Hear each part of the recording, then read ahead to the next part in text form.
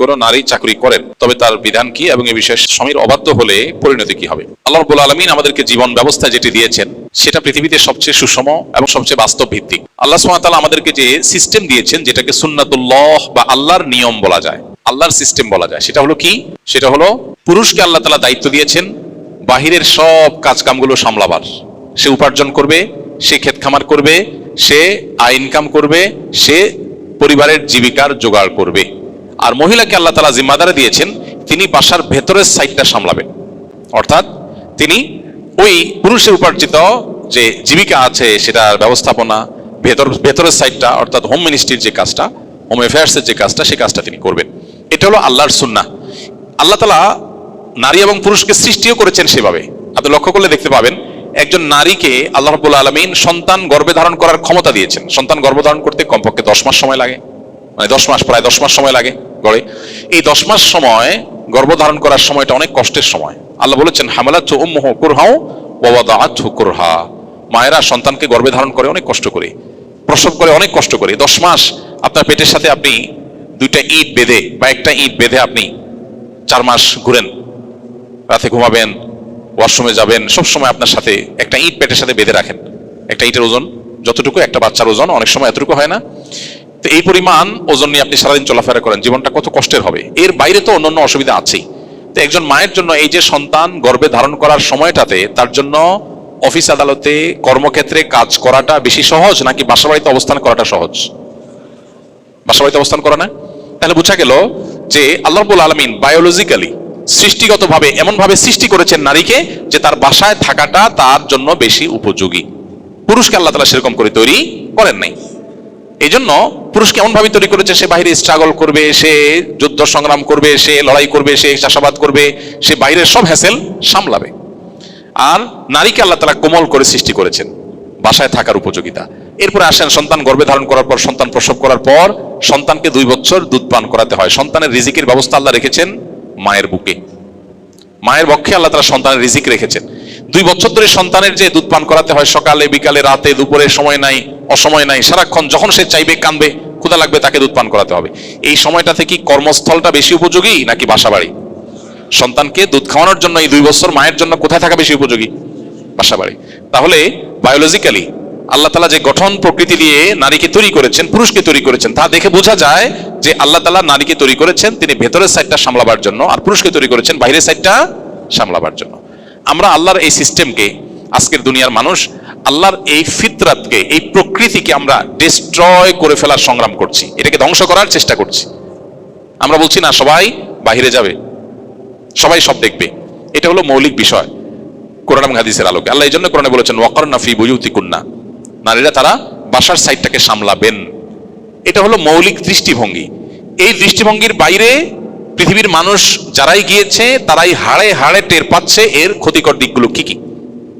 বহুবিধ ক্ষতিকর দিক ইতিমধ্যে পৃথিবীর মানুষের চোখের সামনে স্পষ্ট হয়ে গেছে, সেগুলো নিয়ে ডিটেল আলোচনা না করলেও চলবে, আমরা বিভিন্ন সময় বলি। আমি মৌলিক জায়গায় আসি।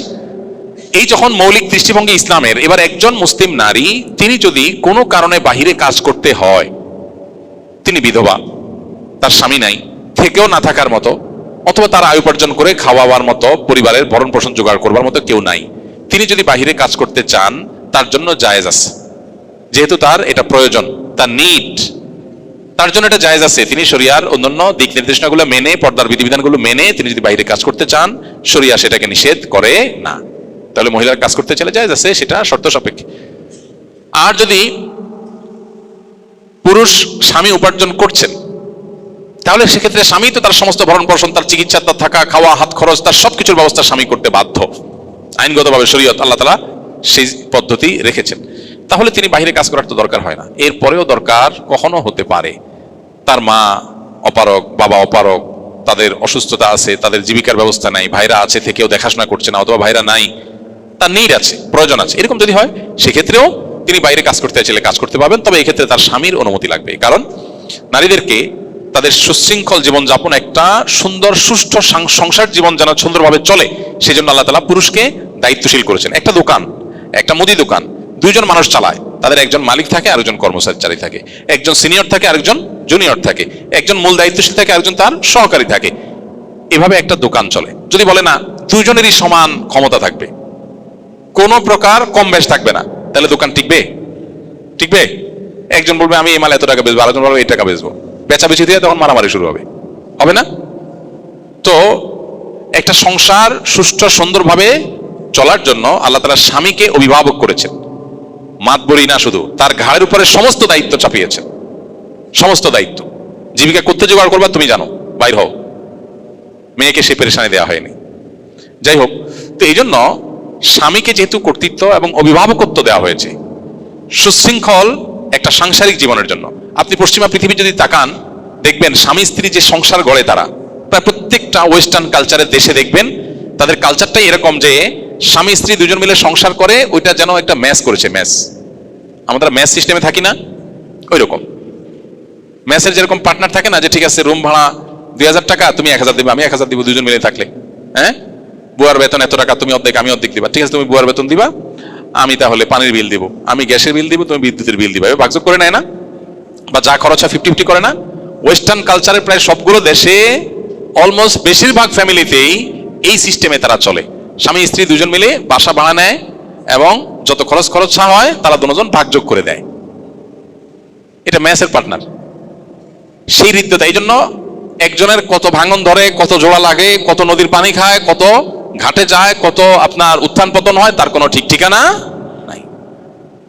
এইটা সুন্দর নাকি মুসলমানদের মধ্যে যে দাম্পত্য সম্পর্ক আছে, সাংসারিক জীবন আছে, এখানে স্বামী স্ত্রী সংসারটা শুরু করে, স্বামী বাহিরের সাইড দেখে, স্ত্রী ভেতরের সাইড দেখে, এরপরে তাদের মধ্যে এমন সম্পর্ক হয়ে যায় যে স্বামীর সকল সম্পদে আসলে স্ত্রীর কর্তৃত্বই থাকে। দিন শেষে মাতবরিটা হয় কার? বউয়ের।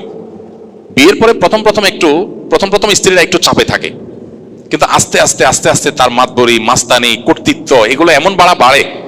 ছেলে একটা হইছে, ওইটা আস্তে আস্তে আস্তে যত বড় হয়, কার দলে আসে? মায়ের দলে না বাপের দলে? মায়ের দলে। এরপরে এদের ঘরে আবার বাচ্চা কাচ্চা যদি হয়, এগুলো কি দাদির সাথে থাকে না দাদার পক্ষে যায়? সব দেখবেন মহিলার পক্ষে। অর্থাৎ যত বাচ্চা হয় আস্তে আস্তে তার বাহিনী বাড়ে, বাহিনীর সদস্য বাড়ে। জওয়ানকালে যেই পুরুষ বাঘের মতো বউরে উঠাইতে বসাইতে সকাল বিকাল, বুড়াকালে সে আস্তে বিড়ালের মতো হয়ে যায়, কারণ তার কোনো লম্বা গলায় কথা বলার সুযোগ থাকে না। বুড়ি যা বলে সেভাবেই সংসার চলে, ঠিক না ঠিক? ইসলামের সৌন্দর্যটা এখানে। ইসলাম বলে মেয়েদেরকে একটু সবর করো, সাংসারিক জীবনে একটু সবর করো। ননদ জ্বালাতন করে, দেবর জ্বালাতন করে, উল্টাপাল্টা করে, অন্যায় করে, ওরা অবশ্যই অন্যায় করে, কিন্তু তুমি সবর করো। শুরুতেই অস্থির হয়ে সংসারটা ভেঙে ফেলো না। নদীর কূলের ঢেউ দেখে এত ভয় পেও না, সামনে অগ্রসর হও। ও কূলে যেতে হলে সামনে অগ্রসর হতে হবে। একটা পর্যায়ে দেখা যায় সব কর্তৃত্ব মহিলার হাতে আস। অলমোস্ট 99% ফ্যামিলিতে মুসলমানদের এই অবস্থা না, যে বুড়া বেচারা বাসায়ও জায়গা থাকে না, মসজিদে এসে বসে থাকে, মসজিদ থেকে বেরোতে চায় না। মুয়াজ্জিন সাহেব, খাদেম সাহেব বলে, চাচা বাসা যাবেন না, দরজা লাগাবো। বলে যে তোমাদের জ্বালা একটু ইবাদত বন্দেগিও করা যায় না। আসলে কাহিনী কি? আসলে কাহিনী হলো বুড়ার বাসায় খাওন নাই, বেল নাই, ওখানে রাজত্ব কর্তৃত্ব সব দখল করে নিছে কে? বুড়ি।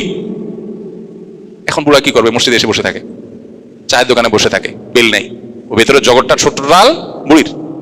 বুড়া যদি লাইনে থাকে তো আলহামদুলিল্লাহ, বেলাইনে থাকলে দৌড়ের উপরে, ঠিক না ঠিক? আহা, কত সুন্দর। আর যাদের মধ্যে দিন নাই, ইসলাম নাই, আল্লাহর বিধানের বাইরে যারা নিজস্ব বিধান তৈরি করে নিয়েছে, তাদের করুণ পরিণতি তাদের সমাজে আপনি কান পাতলে প্রত্যেকটা সংসার থেকে আপনি গঙ্গানি শুনতে পারবেন। তাদের বেদনা, ব্যথা, ভালোবাসার অভিনয় আছে, শুধু মুস্কি হাসবে, এটা গিফট করবে, ওইটা গিফট করবে, কত নাটক, কত সিনেমা, কত কিছু, ভেতর থেকে কিছু নাই। আল্লাহ তাআলা আমাদেরকে বোঝার তৌফিক দান করুন। দিন এবং ইসলামের বাইরে কোথাও শান্তি নাই, থাকতে পারে না, বাহ্যিক চাকচিক্য থাকতে পারে। এই জন্য মেয়েরা যদি বাইরে কাজ করতে চায়, ইসলাম সেটাকে অনুমোদন করে যদি তার প্রয়োজন হয় শর্ত সাপেক্ষে, কিন্তু এটা ইসলামের মূল ধারণা না। মূল ধারণা হলো বাইরে যাবে পুরুষ, সকল হ্যাসেল করবে সে, মহিলা কেন করবে? যদি কোনো স্বামী, তাহলে কথা হলো যে কোনো স্ত্রী যদি বাইরে কাজ করতে চায়, তাহলে স্বামীর পারমিশন সাপেক্ষে তিনি যেতে পারেন, যেহেতু স্বামী অভিভাবক যেহেতু। অতএব একজনের কথা তো মানতে হবে। একটা দোকানে, মুদি দোকানে দুজন লোক থাকলে একজনকে দায়িত্বশীল মানতে হবে, নাকি দুজন সমান পাওয়ারে থাকলে চলবে? এই জন্য স্বামীর পারমিশনটা লাগবে। স্বামীর পারমিশন নিয়ে তিনি বাইরে যেতে পারেন, পর্দার সাথে জব করে, ব্যবসা বাণিজ্য করে তিনি উপার্জন করতে পারেন, কোনো অসুবিধা নেই।